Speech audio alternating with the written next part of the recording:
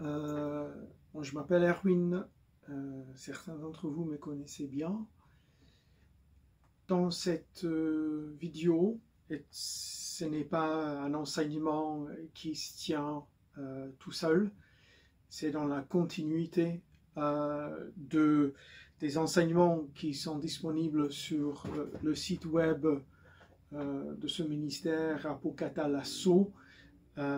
Et vous y trouverez certains enseignements. Il y a une série particulièrement qui s'appelle le renouveau de l'Église. Il y a 7 ou 8 enseignements qui traitent des points fondateurs et fondamentaux qui permet un vrai renouveau, non pas dans la forme, mais vraiment dans le fond, dans l'ontologie de l'Église et du coup de l'ontologie du chrétien aussi.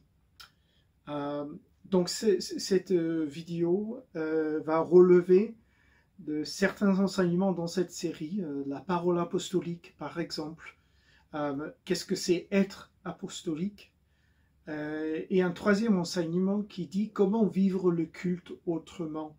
Et tous les enseignements sont bons à écouter dans ce sujet, mais ces trois que je viens de citer sont d'un intérêt particulier pour ceux qui veulent avancer dans cette expression apostolique et bien sûr et prophétique. Cette vidéo aussi s'inscrit dans le dialogue que nous avons avec Philippe Bossier, Théophile Ministère et les amis qui sont en train de partager et méditer à ce sujet.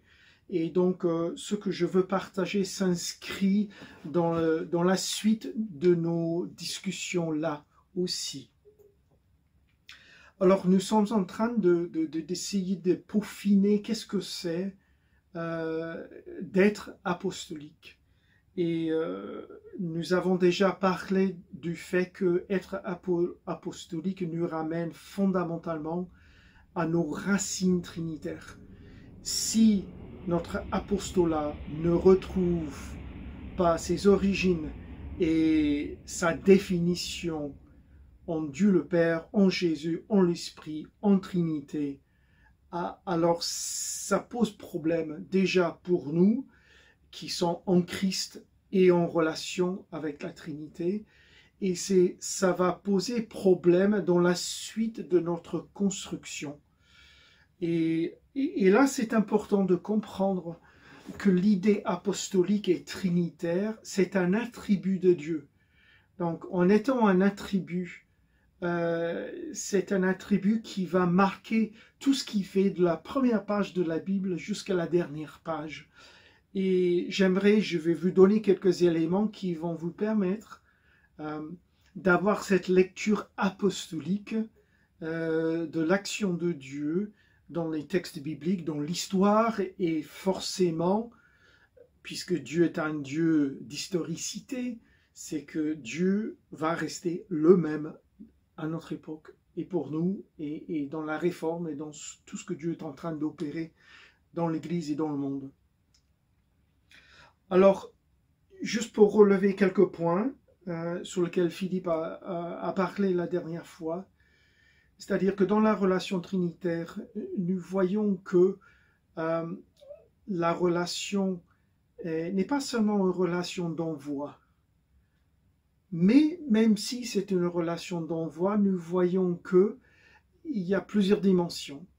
Il y a le Père qui envoie Jésus, il y a le Père qui envoie l'Esprit, il y a l'Esprit qui envoie Jésus, il y a Jésus qui envoie l'Esprit. Et alors, à part le fait qu'à aucun moment, de façon explicite, ni l'Esprit, ni Jésus envoient le Père, à part cela, nous sommes dans une relation qui tourne constamment autour d'une relation apostolique.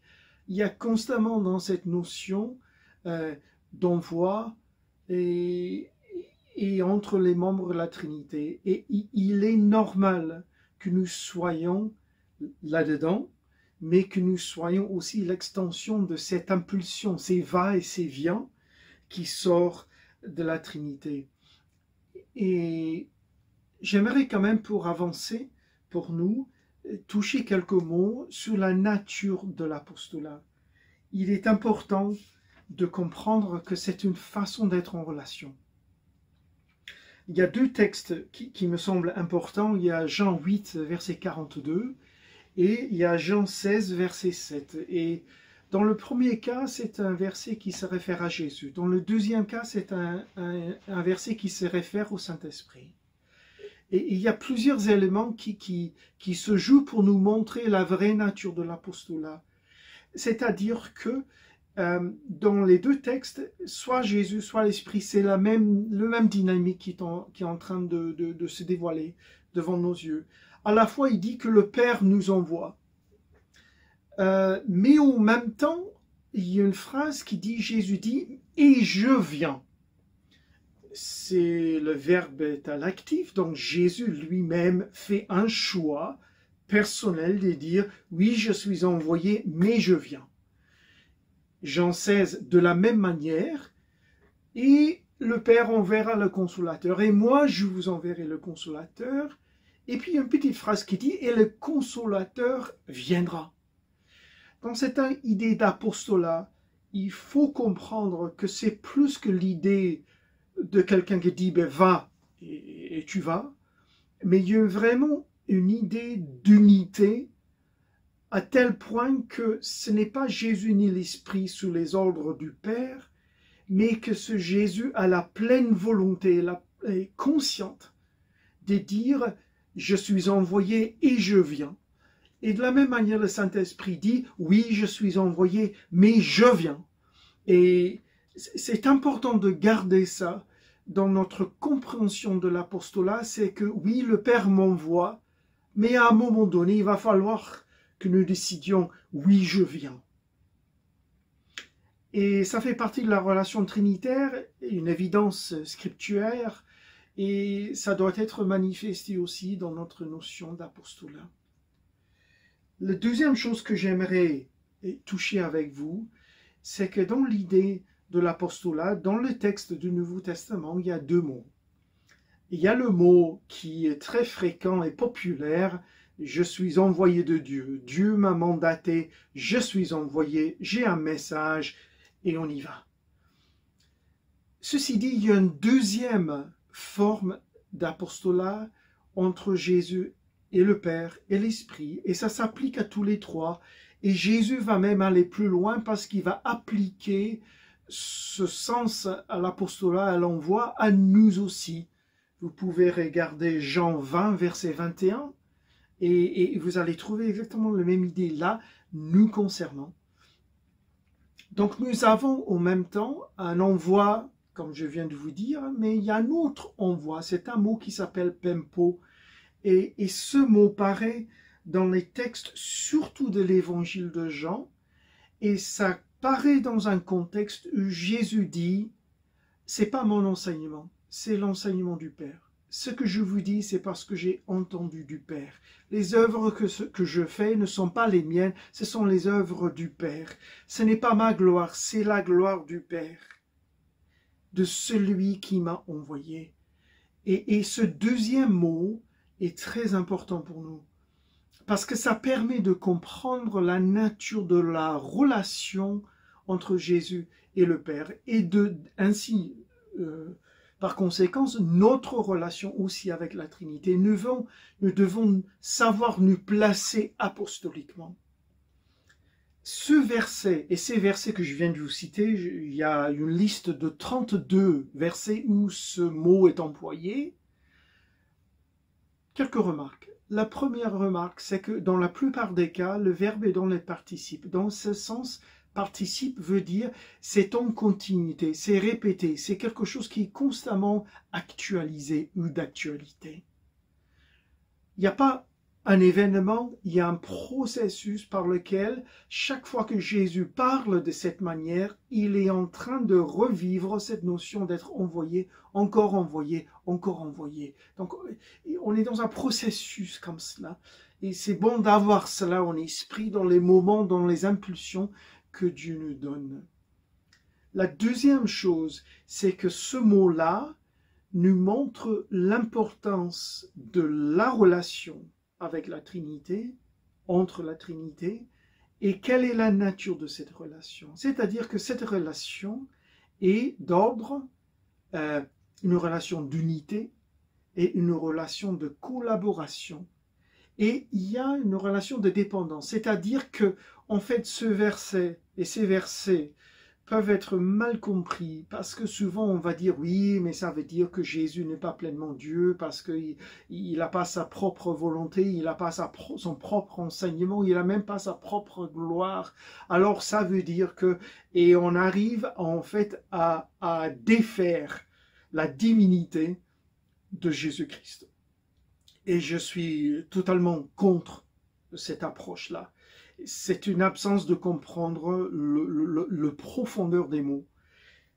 Ce mot veut dire, si je peux le simplifier, Jésus dit « Je n'agirai jamais en mon propre nom, par moi-même, pour moi-même. Je ne suis pas ma propre source. Ma source est dans ma relation avec le Père, avec l'Esprit, avec Jésus. Nous sommes envoyés, et en étant envoyés, nous sommes liés en relation, accompagnés, présents à chaque moment ensemble. L'idée, c'est d'une relation d'inséparabilité. C'est-à-dire que quand Jésus ouvre la bouche, il y a la bouche du Père et la bouche de l'Esprit. Jésus ne parle pas seul, il n'accomplit pas les œuvres, non, pas seul. Il ne n'accomplit aucun miracle seul.